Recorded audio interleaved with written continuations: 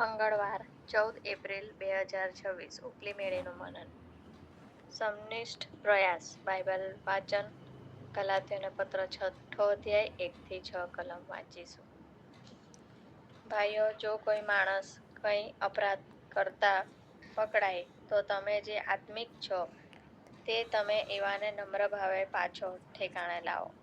અને તું તારી પોતાની સંભાળ રાખ, રખેને તું પણ પરીક્ષણમાં પડે. તમે એકબીજાના ભાર ઊંચકો અને એમ ખ્રિસ્તનો નિયમ સંપૂર્ણ રીતે પાળો. કેમ કે જ્યારે કોઈ માણસ પોતે કંઈ ન છતાં હું કંઈ છું એમ ધારે છે ત્યારે તે પોતાને ભૂલાવે છે. પણ દરેક માણસે પોતાની રહેણી કરણી તપાસી જોવી, અને ત્યારે તેને કોઈ બીજા વિશે નહીં પણ કેવળ પોતાને વિશે અભિમાન કરવાનું કારણ મળશે. કેમ કે દરેક માણસને પોતાનો બોજો ઊંચકવો પડશે.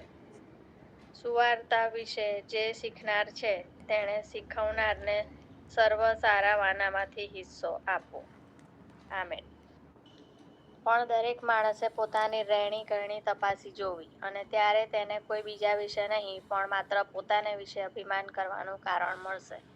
ગલાત્યોને પત્ર 6 અધ્યાય 4 કલમ.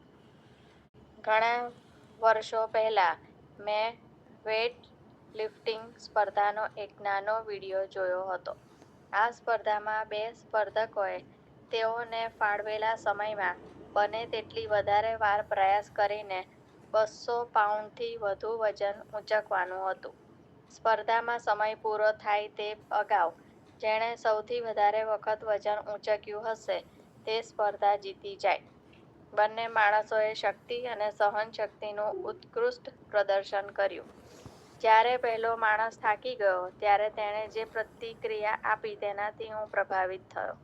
તે ઝડપથી બીજા સ્પર્ધક તરફ વળ્યો કે જેણે તેને પાછો પાડી દીધો હતો, અને તેની આગળ વધવા માટે ઉત્સાહિત કર્યો.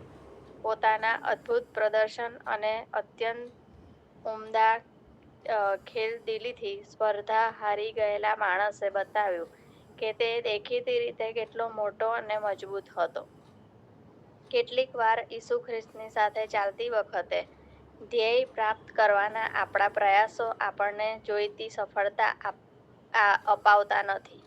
આપણે ખ્રિસ્તના આભારી છીએ કે ખ્રિસ્ત ઈસુમાં જ્યારે આપણે ઈશ્વરની કૃપા અને દયાને સ્વીકારીએ છીએ ત્યારે આપણા પ્રયત્નો ક્યારેય નિરર્થક જતા નથી. જ્યારે આપણે આપણું સર્વસ્વ આપીએ છીએ અને ઈશ્વરને મહિમા આપવા માટે આપણે જે બધું કરી શકીએ છીએ તે કરીએ છીએ ત્યારે આપણે શરમાવાની જરૂર નથી.